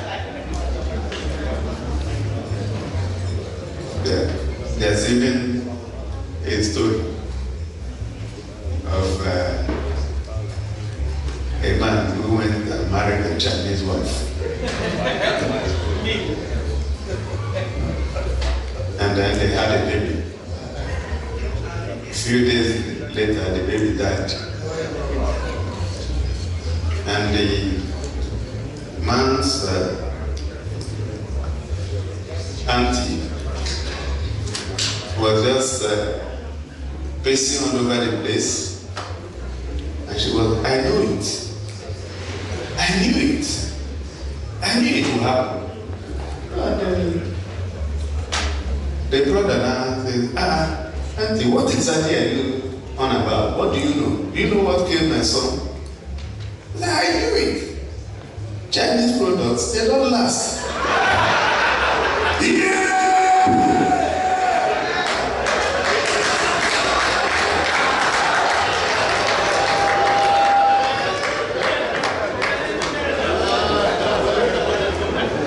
But today, just into your home and look at everything is made in China. So that's why that's saying fake it until you make it. And we'll keep doing our own abamage. And someday abamage will now be generally accepted. So Emmanuel, thank you very much for that question. I guess that should be it. Yes. All right. Thank you very much. Please, to be fair to say that we recognize few people that made this event a success. And one of them is Dr. Jude and Dr. This is John. Dr. Jude and Dr. Also, we have among the sponsors Dr. Billy and Mrs. Martina Okoye. Please, what are you? Thank you so much. These are the people that sponsored this event. Before we leave, FYI, a lot of people and groups want to take picture with our governor. There are some presentations. It is not going to take us more than 5 minutes. Therefore, I am calling. Okay, thank you. Very distinguished ladies and gentlemen, we've really come to the end of this very auspicious occasion. But like His Excellency was saying earlier, and acknowledging over 180 doctors that came on that mission to Abia State. I must say that my own auntie was a beneficiary. She had surgery, eye surgery, thanks to my younger sister down there who facilitated it. And in that regard, we will recognize and thank some very senior doctors who have also been part of medical missions and will continue to come. Yeah, Dr. Lenny Sonny Okoroji from Charlotte, North Carolina. Dr. Emma Malaka from Fairfield. Dr. Otti and Mrs. Miriam from California, Dr. Mawale from Houston, and then of course the very senior one was already came in with a legend, Mazi Ignatius Okwabi. I also want to ask my sister, don't go far, because I have to use special purpose. Yeah, as I'm working. Yeah. So, my own sister, very senior pharmacist, Angela Kanta, husband, Chichoke, Eberia again, Dr. Anthony Kende. Then he did, the mother of my niece here, and then Councilwoman Bala, again, and then Honorable Chinasa is here, and there's a man from Moko, all the way from Anchorage, Alaska, and our friends are here. Then Ms. Ifeanyi Chukwuofili from Connecticut. So, my I use this opportunity, you are talking about sponsors. It was exactly a week ago that we constituted a committee. Mazi Charles Oniado. Please. One house. One house, please. Mazi Udo Aniche. Mani Ima Igbo. President, I want to thank all of you. It has turned out very well. Very well. And two L's, you know wonderfully well. Then back to Jude and Joy. Jude Onyebado is a product of Government College of Moanya. And he made aggregate 6. He made aggregate 6. For those of you who know what Moanya in those days, he was a trailblazer, and then Jude and Joy will take them very long. And also, we want to thank Dr. Billy and Mrs. Martin Okoye. God bless you all and have a very wonderful year. Thank you. Please, we are going to move to the next agenda we have in our program. May we be seated, please. The event is not over yet. The event is not over yet, please. One house. One house, please. May we be seated? Let's be seated so we can go to the next item on our program, please. May we be seated, please. One house. The event is not over yet. We can take more questions that you can send in through Mr. Orwell, okay, Abraham. And his phone number is 484-904-5003.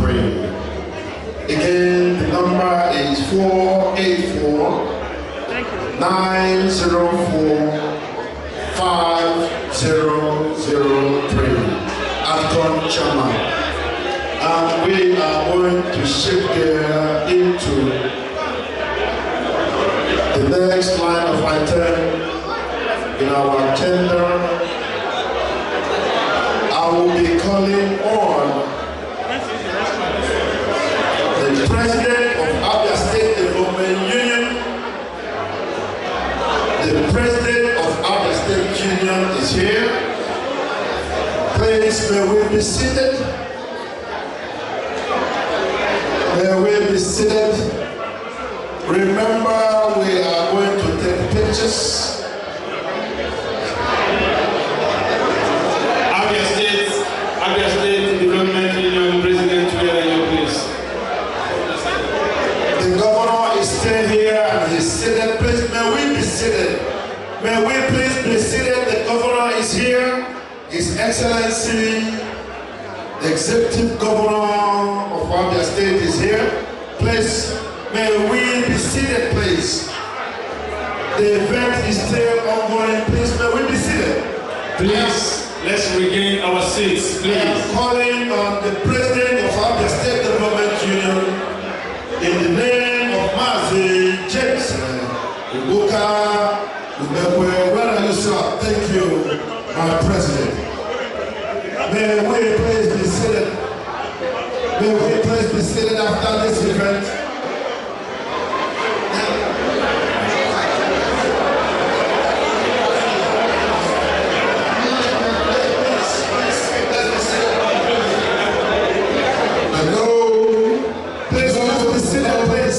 The event is still going on. We are going to take pictures afterwards. Please, may we be seated. Hello? Yeah, Mazi Ubuka, please. Good evening, everybody. Good evening. My name is James Ubuka Umekwe, and I'm standing here as the president of the Abia State Development Union in the Washington, D.C. area. And we want to say welcome, His Excellency and Your Excellency, to our home here in Washington, D.C. metro area. And I also want to speak on behalf of the Abia State National Association of North America, and the president is not here today. His name is Chief Eyine Alamo. And Your Excellency, you may know that when we came to Abia State last week with the AMPA, myself and the president of ASEAN was there. We were in partnership with AMPA for that medical mission. So we want to thank you for being here. And I'm here also with the executives of the Abia State Development Union. The Vice President is here, and the Secretary General of the organization is here. And we also have our patrons and all the members here. Dr. Ignatius Obago is a patron of the Abia State Development Union. We also have our emeritus president, Professor Jerry O. He is here today. We also have our emeritus president, Dr. Emmanuel Ibo, also that is here. And if you notice very well, the Abia State Development Union has been around here for the past 30 years. And what do? We bring together Abia indigenous to help promote everything that is Abia. So we are appealing to all of us here that have not registered in that union to please come with us, register and be part of the Abia State Development Union. And it is with honor that today that we recognize our excellent governor, the person who has moved mountains where people thought that it could not be possible. So today we present to His Excellency Dr. Alex Otti, the governor of Abia State, a plaque that represents and symbolizes all the good job that he is doing in Abia State. And I will read it out, and it says, with our sincere and deepest appreciation, we, the people of Abia State Development Union in the Washington metro area, USA, hereby present this well-deserved honor to an exceptional leader, His Excellency Dr. Alex Otti, OFR, Governor of Abia State, in recognition of his dedication and visionary leadership in the rebuilding and transformation of Abia State of Nigeria, God's own state. Thank you and God bless you. Thank you. Thank you. Thank you. Because send the picture, because say your picture. Can you guys allow them to take their picture, please? Spread out, spread out. Can you guys move away? Yes, while the picture is going on, we have in our midst Ohaneze Igbo DSP under the leadership of Chief Dr. Isaac Machuku. Please give way for Ohaneze Igbo and his entourage. You can make your way out. Please make your way out for Ohaneze Igbo DMV under the leadership of Dr. Isaac Machuku, President of Ohaneze Igbo, District of Columbia, Maryland, and Virginia. Please give the microphone. Give the microphone to Ohaneze Igbo, please. Please, could we please move backwards? I want to come on this side. Ohaneze Igbo, it's your time. Why are we passing here? Please, give us your moment. The cameraman is not seeing anything, please. Could we go back a little bit? Hello. Can we open up and create a scene? Let's be. Excuse me. Can we open up and create a scene?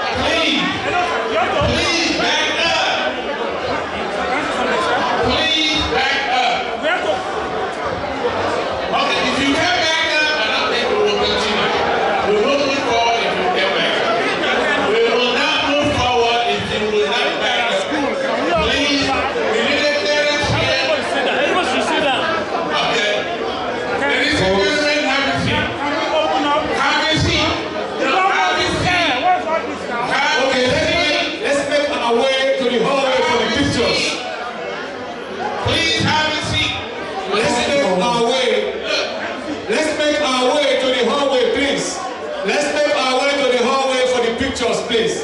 Because the hall needs to be decorated for an event tonight. Let's make our way to the hallway, please, for the pictures, please. Over to you, Chief Sir Dr. Majuku, for the presentation, please.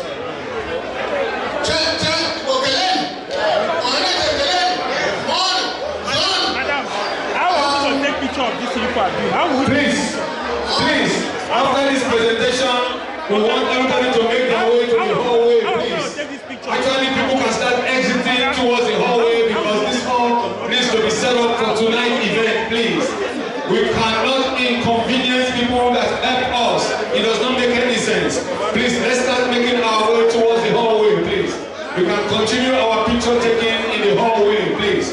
This hall needs to be set up. Thank you. His Excellency, the late Otti, we the members of our worldwide DMV capital USA, we appreciate you and recognize the excellent work you are doing. The difference is clear. We are here to thank you.